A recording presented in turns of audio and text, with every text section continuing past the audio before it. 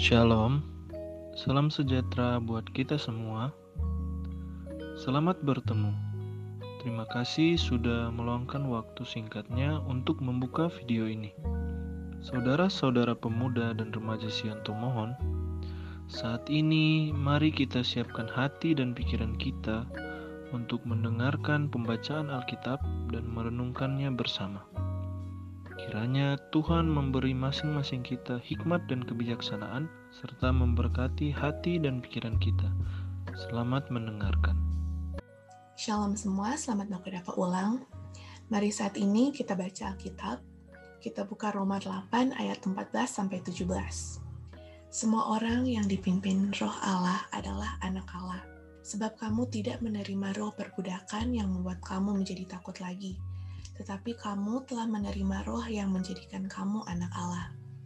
Oleh roh itu kita berseru, ya Aba, ya Bapa. Roh itu bersaksi bersama-sama dengan roh kita, bahwa kita adalah anak-anak Allah. Dan jika kita adalah anak, maka kita juga adalah ahli waris. Maksudnya orang-orang yang berhak menerima janji-janji Allah, yang akan menerimanya bersama-sama dengan Kristus, yaitu jika kita menderita bersama-sama dengan Dia, supaya kita juga dipermuliakan bersama-sama dengan Dia. Teman-teman pemuda dan remaja Sion pemohon, I have some questions. Beberapa pertanyaan yang saya pribadi sempat miliki, dan mungkin teman-teman juga miliki. Yang pertama, kenapa kita memanggil Tuhan sebagai Bapa? Jawabannya pasti ada nih di Alkitab. Kalau kita baca Keluaran 4 ayat 22, Allah sendirilah yang pertama kali menyatakan secara implisit bahwa Dia adalah Bapa bagi bangsa Israel. Kemudian Musa adalah orang pertama yang tercatat dalam Alkitab yang memanggil Tuhan itu Bapa. Ada dalam Keluaran 15 ayat 2. Nah, Tuhan Yesus juga mengajarkannya kepada kita kok. Ketika ke-12 murid bertanya bagaimana caranya berdoa, Yesus mengajarkan doa Bapa kami, dan dengan demikian memanggil Allah sebagai Bapa. Lebih lanjut lagi lewat bacaan saat ini, kita bisa lihat bahwa semua orang yang dipimpin roh Allah adalah anak Allah. Maka, the Lord is our Father. Nah, pertanyaan selanjutnya adalah, pernah nggak teman-teman bertanya, kenapa Tuhan tidak menghentikan rasa sakit, rasa kecewa yang sedang menuju kita, yang akan masuk dalam hidup kita, dan yang akan kita rasakan? Why doesn't God stop any harm coming to us? Sekarang, untuk menjawab pertanyaan itu, kita juga harus jawab, emang pekerjaan Tuhan itu apa?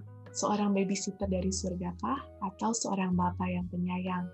Kalau ia adalah seorang babysitter yang mulia, maka tugasnya adalah menjaga kita manusia agar tidak merasakan sakit. Misalnya sakit dari jatuh saat bermain. Berarti tugas Tuhan adalah menjaga kita agar tidak pernah merasa susah dan kecewa. Nah, kalau itu memang kerjanya Tuhan, maka karena kita semua pasti pernah merasa sakit dan kecewa, Tuhan tidak menjalankan tugasnya dengan baik dong. Tapi bukan itu kan jawabannya.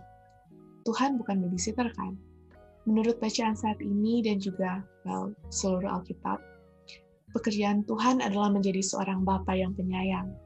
Seorang Bapa yang ingin kita manusia bertumbuh menjadi pribadi yang mengenal Dia secara dalam. Pribadi yang menyayangi dan mencintai Dia, serta pribadi yang mempercayai Dia. Sifat Allah sebagai Bapa bagi manusia dapat kita temukan dan lihat dalam tulisan-tulisan Alkitab.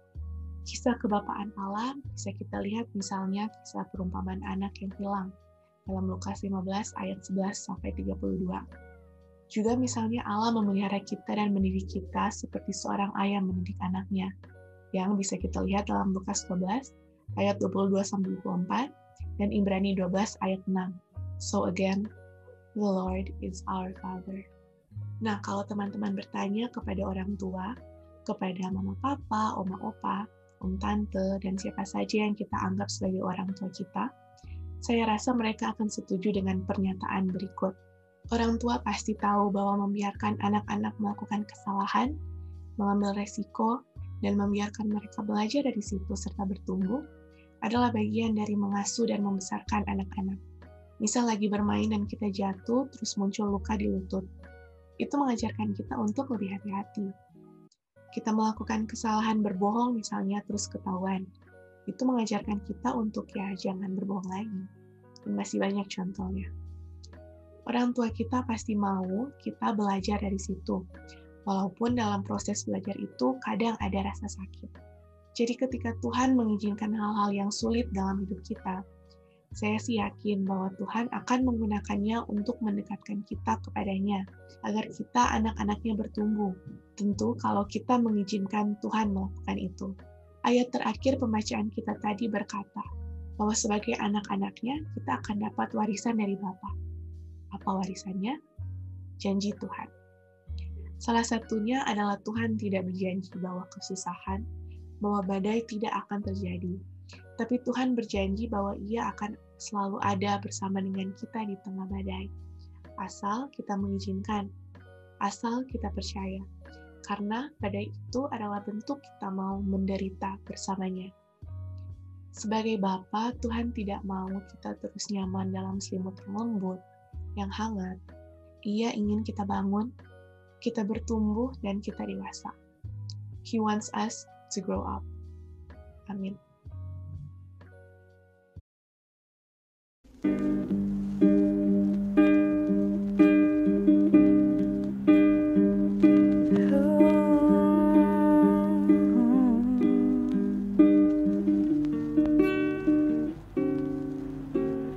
Tuhan adalah kekuatanku, bersama Dia ku takkan goyah. Ku kan terbang tinggi bagai Raja Wali, melakukan perbuatan yang besar. Tuhan adalah kekuatanku, bersama Dia ku tak akan goyah. Ku kan terbang tinggi bagai Raja Wali, melakukan perbuatan yang besar. Ku kan terbang tinggi bagai Raja Wali, dan melayang tinggi dalam kemuliaannya. Biar bumi bergoncang dan badai menerpa, ku kan terbang tinggi bersama Dia.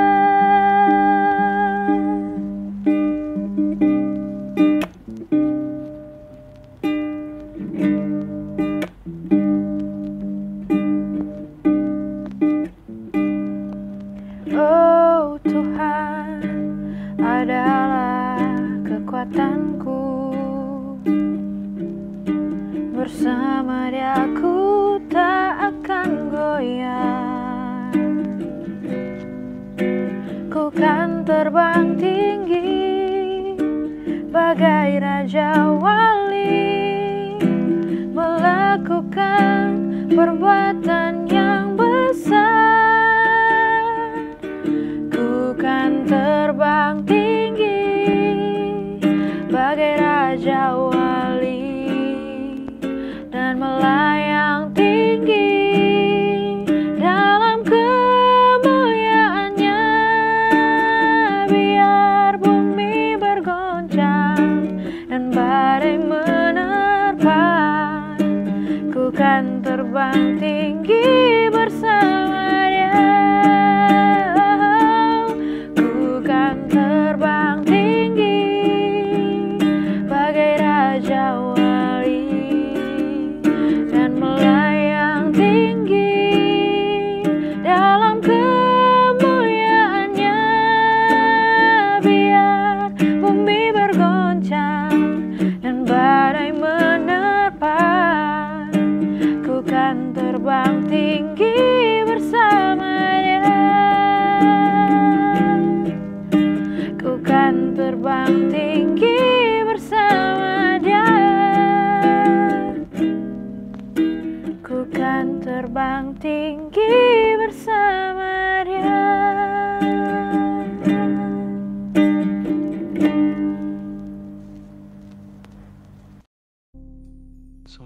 sabda dan perenungan minggu ini dapat menjadi berkat bagi saudara-saudara pemuda dan remaja Sion Tomohon, serta siapa saja yang mendengarkan. Amin. Terima kasih atas perhatian saudara-saudara semua. Dan sampai jumpa minggu depan. Shalom.